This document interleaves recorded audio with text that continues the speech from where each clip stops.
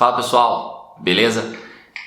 Eu tô fazendo esse vídeo, por causa de uma passagem que eu li nessa semana que se passou e que ela tem falado comigo ainda, tem me feito parar para pensar alguns entendimentos errados às vezes que a gente carrega e que isso às vezes nos bloqueia, nos trava de levar o evangelho da maneira que ele deveria ser levado.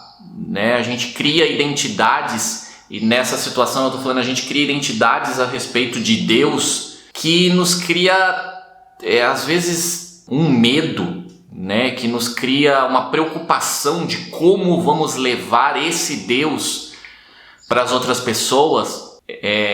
Por quê? Porque muitas vezes a gente cria a imagem de um Deus zangado, irado, que pune todas as pessoas que saem do seu caminho, que se desconectam dele, e ele vem com toda a sua ira, com todo o seu poder. Principalmente a gente acaba levando isso, porque tem passagens muito comuns e que são vistas até por não cristãos, Sodoma e Gomorra, como aconteceu no dilúvio com Noé, de um Deus que vem e castiga o povo pelos maus atos deles, E eu entendo que a verdade de Deus, a vontade de Deus, o que Deus quer não é isso, Ali no Antigo Testamento a gente teve em alguns momentos essa ação de Deus, mas eu entendo, que desde sempre nunca foi a vontade dele, e principalmente, depois que ele entregou Jesus na cruz,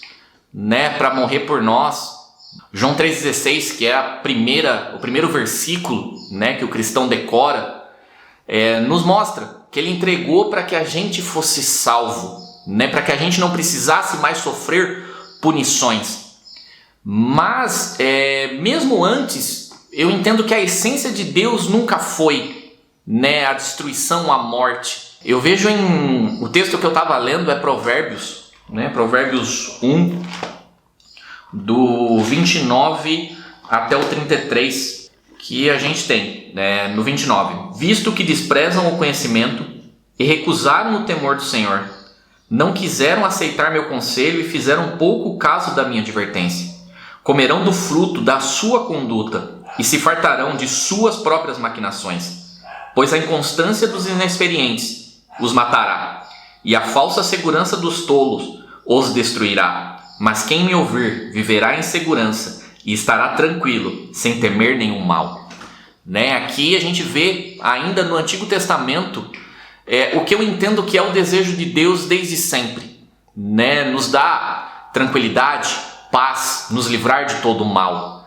E aqui ele mostra que as consequências que muitas vezes a gente sofre, as consequências que a gente vive, que muitas vezes são ruins, são más, são difíceis, não são punições de Deus, mas simplesmente as nossas decisões nos levaram para caminhos que não eram os caminhos que Deus tinha originalmente para nós, Principalmente depois que ele entregou Jesus e que Cristo morreu por nós e que ele nos deu a direção exata que a gente tem que seguir para que a gente alcance ele, ficou mais claro ainda de que simplesmente o que acontece muitas vezes com a gente é que a gente se desconecta de quem nos deu a vida, de quem nos entregou tudo para que a gente tenha uma vida boa, E muitas vezes a gente fica, com a imagem do Deus que pune, que é severo, e a gente fica meio receoso,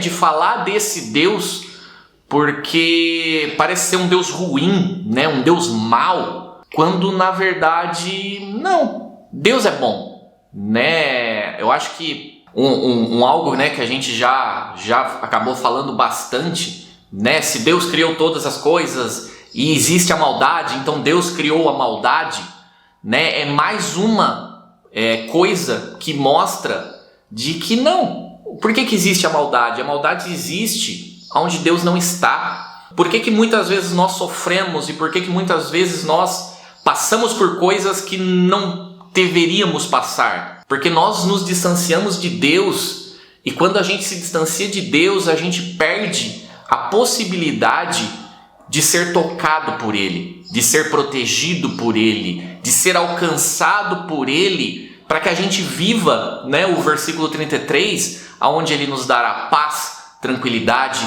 e vai nos livrar de todo mal. Para que Ele possa nos livrar de todo mal, a gente tem que estar perto, né? Se a gente pegar a parábola do filho pródigo, ele saiu de casa e estava comendo comida de porcos. Ele estava comendo comida de porcos porque o pai não deu comida para ele, porque o pai o proibiu de comer, porque o pai trancou as portas e não deixou ele entrar, porque era o que o pai estava dando para ele.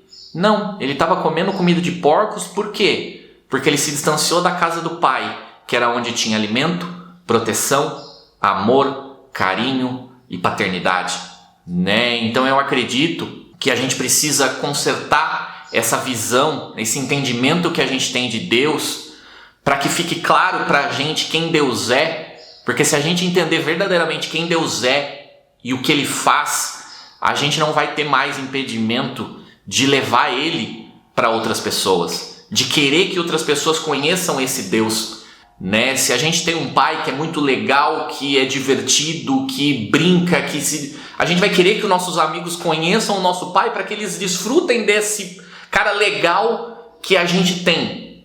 Mas se o nosso pai é um pai que nos bate, que nos corrige demais, que é muito duro, é aquele que a gente não quer levar nossos amigos na nossa casa, porque senão eles vão conhecer esse meu pai que é muito rígido comigo, né? Então eu acho que isso está embutido na nossa cabeça e muitos de nós talvez temos que virar essa chave para entender quem verdadeiramente Deus é, para que entendendo verdadeiramente quem Deus é, a gente tenha anseio e desejo de que mais pessoas o conheçam.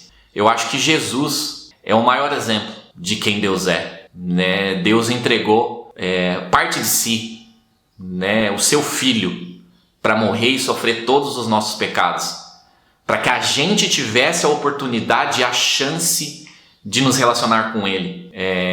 Não dá para acreditar nesse Deus que muitas vezes parece que sente prazer em punir seu povo, né? Então eu acho que a gente tem que primeiro corrigir o nosso coração, primeiro corrigir o nosso entendimento, primeiro nos corrigir, porque eu acho que através disso a gente vai criar uma realidade onde o Evangelho vai correr numa velocidade totalmente diferente, né? Porque todo mundo quer apresentar esse pai legal e não tem motivo nenhum para alguém não querer conhecer esse pai legal. Muitas vezes somos nós que estamos destruindo a imagem verdadeira de Deus e atrapalhando o crescimento do Evangelho por uma falta de conhecimento que nós mesmos temos do nosso pai.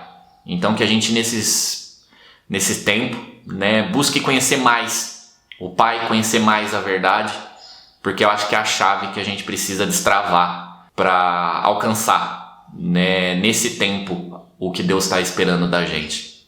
Valeu, pessoal!